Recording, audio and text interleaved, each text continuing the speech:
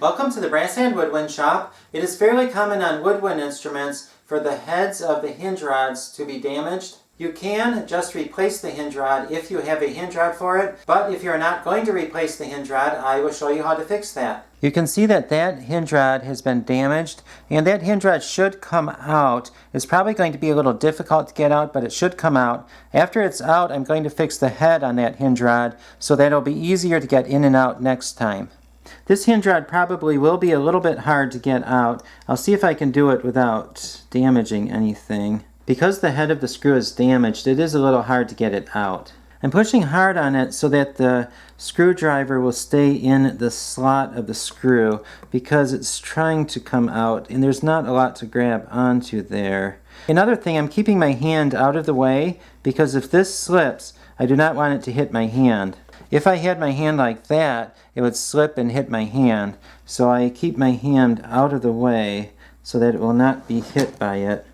I got the hinge rod out, and you can see why it was stuck in the first place because of all the rust on there.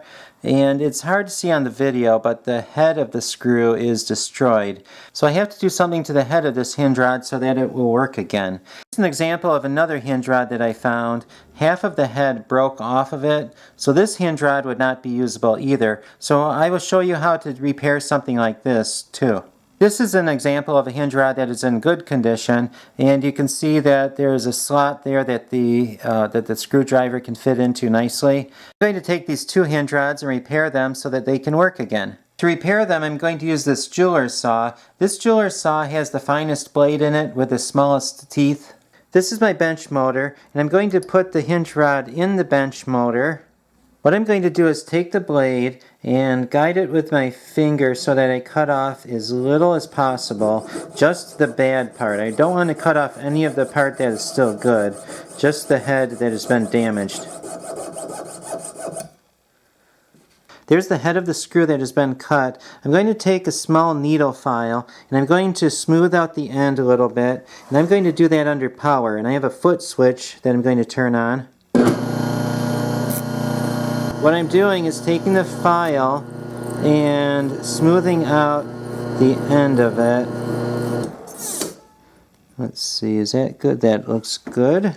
Now the end has been smoothed out and the burrs are taken off of that. So what I'm going to do now is cut a new slot.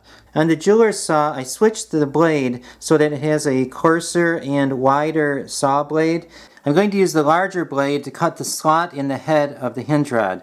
And the way you do that is you use your finger to guide the saw, and you want it in the middle. So what you do is you take the saw and turn it off to one side and start the cut.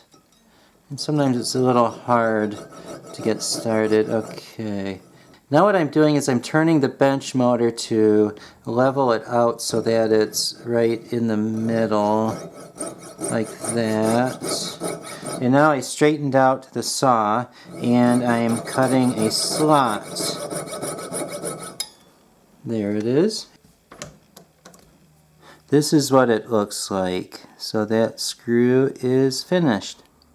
Now very quickly I will show you how to do the other one. And this is the one that was missing half of the head. So I switched the blade to the finer blade. There, and that's all it took to get that off of there. Now I'm going to switch the blade to the other blade. If you want to learn more about jeweler's saws, I will leave a link in the description below to another video that I recently did on jeweler's saws. And so now I have that switched, but before I do that, I have to file down the end to smooth that off.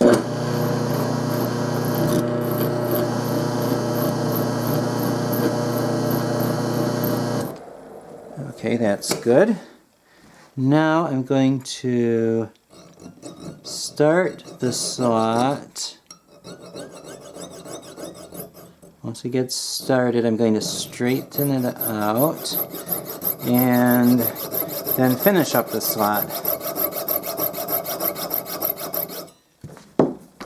Like that.